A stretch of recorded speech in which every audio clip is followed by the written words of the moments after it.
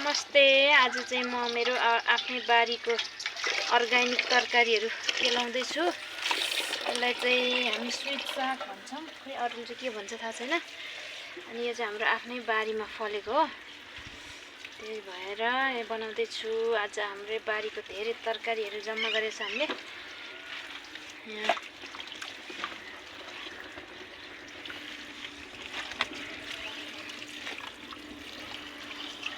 अनि यहाँ छ यो चाहिँ स्विट साग भयो।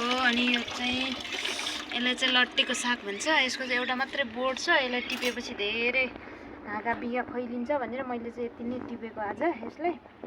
अनि त्यसपछि यहाँ छ लसुन, अनि यो चाहिँ हरियो लसुन अलि पछि रोपेको भएर कलिलो छ।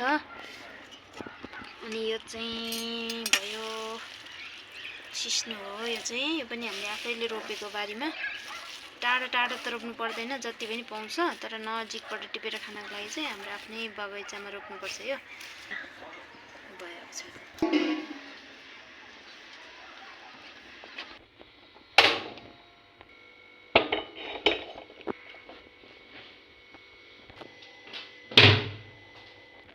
यो चाहिँ ढिक्की नुन। यसलाई सिस्नो पकाउनुभन्दा अगाडि चाहिँ पहिला मकैको पिठो राख्नु, नुन र मकैको पिठो राख्ने हो। त्यसपछि लास्टमा चाहिँ आफ्नो स्वाद अनुसारले झान्दा पनि मिल्छ, सुकेको खुर्सानीहरू राखेर।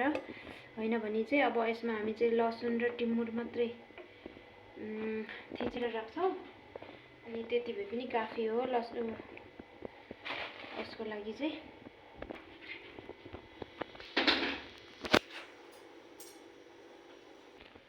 यो सागको विशेषता भनेको चाहिँ मलाई सबभन्दा राम्रो लाग्ने चाहिँ के हो भने यसमा चाहिँ किरा एउटा पनि हुँदैन। त्यो भएर मलाई चाहिँ यो साग एकदम मनपर्छ। यसको टेस्ट चाहिँ अब आफ्नो आफ्नो स्वाद अनुसार हो, कसैलाई मनपर्छ कसैलाई मन पर्दैन, तर यो चाहिँ एकदम राम्रो हो। यसले चाहिँ रगत बढाउँछ भन्छ शरीरमा।